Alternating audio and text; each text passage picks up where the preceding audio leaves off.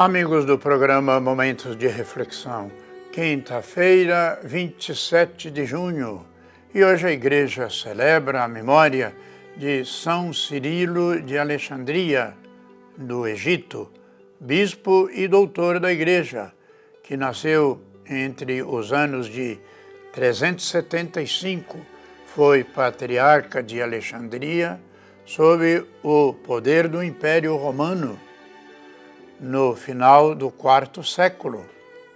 Foi um grande escritor e defensor da fé católica. Foi o bispo mais importante nos concílios I e II de Éfeso. É venerado pelas igrejas católicas, ortodoxas, luteranas e presbiteriana. Faleceu em 27 de junho de 444. E nós vamos meditar no Evangelho de Jesus, segundo São Mateus, no capítulo 7, os versículos de 21 a 29. Naquele tempo disse Jesus a seus discípulos: nem todo aquele que me diz Senhor, Senhor, entrará no reino dos céus, mas o que põe em prática a vontade do Pai que está nos céus. Naquele dia, muitos vão me dizer: Senhor, Senhor, não foi em teu nome que profetizamos? Não foi em teu nome que expulsamos demônios? E não foi em teu nome que fizemos muitos milagres? Então eu lhes direi publicamente: jamais vos conheci, afastai-vos de mim, vós que praticais o mal. Portanto, quem ouve estas minhas palavras e as põe em prática, é como um homem prudente que construiu a sua casa sobre a rocha. Caiu a chuva, vieram as enchentes sobre a rocha. Caiu a chuva e vieram as enchentes, e os ventos deram contra aquela casa. Mas a casa não caiu, porque estava construída sobre a rocha. Por outro lado, quem ouve estas minhas palavras e não as põe em prática, é como um homem sem juízo, que construiu a sua casa sobre a areia. Caiu a chuva, vieram as enchentes, os ventos sopraram e deram contra a casa, e a casa caiu, e a sua ruína foi completa. Quando Jesus acabou de dizer estas palavras, as multidões ficaram admiradas com o seu ensinamento. De fato, ele as ensinava como quem tem autoridade, e não como os mestres da lei.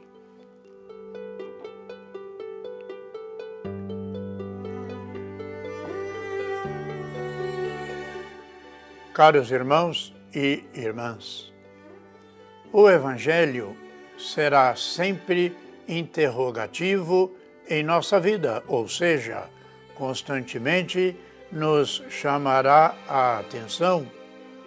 Quando estivermos atentos, veremos que a palavra sempre nos dirá: converta-se, mude de vida.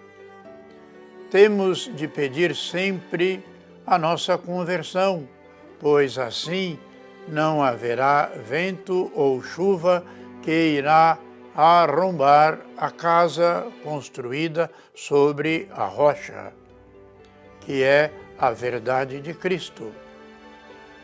Que Jesus nos ensina o jeito diferente de ser e de viver. Não existe felicidade completa se não temos garantia que haverá de durar para sempre. Essa é a garantia que Jesus nos dá, se aceitamos a sua doutrina e o seu jeito de viver. Estamos construindo a nossa casa sobre a rocha, como diziam Jesus a seus ouvintes? Ele nos ensina como quem tem autoridade, como quem sabe e pode. A nossa garantia não está em nós, mas em seu poder divino e na sua presença amiga. Chegamos hoje ao final do Sermão da Montanha. Jesus completa seus ensinamentos com um critério-chave de discernimento para a vida pessoal e comunitária. Não são os grandes discursos, nem as buscas de milagres, os traços de uma autêntica religiosidade, mas o agir conforme a vontade de Deus e a sua justiça. E para a vida cristã, este agir supõe alguns traços evangélicos. Primeiro, a capacidade de afinar o coração à necessidade e o desejo da misericórdia para com os pobres, os sofredores. Segundo, a atitude de luta e compaixão para criar condições de vida mais justas e pacíficas. Terceiro, exercício de uma vontade livre, capaz de agir, movida pela responsabilidade e a solidariedade. Quarto, cultivo de uma fé lúcida, de uma espiritualidade encarnada que responda às questões vitais da vida cotidiana.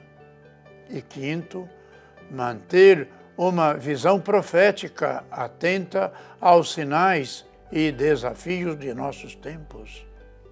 Sexto, doar sangue martirial, que não é outra coisa senão viver tão humanamente como ele, Jesus, viveu, assumindo com alegria as consequências. E sétimo, podemos nos perguntar: transmitimos estes traços evangélicos em nossas vidas? Pois bem, irmãos e irmãs, o final do evangelho que acabamos de ouvir é muito lido no momento dos matrimônios na igreja. É necessário nós pensarmos de fato de que nós precisamos construir a nossa vida na rocha firme que é o próprio Cristo, para que assim os embates que a vida nos oferece não nos derrube e, sobretudo, não percamos a nossa fé, nossa esperança em Deus. E vamos, portanto, nas nossas orações, pedir de modo especial para que nos conceda, Deus, estas graças. Vamos, portanto, orar pelos nossos irmãos, os enfermos, pedindo pela paz no mundo, pelas vítimas de tantas violências, pelas pessoas enlutadas, pela paz, pelo amor, pela justiça na sociedade humana, por esse mundo afora. E que desça sobre todos e cada um de nós a bênção de Deus Todo-Poderoso, Pai, Filho e Espírito Santo. Amém.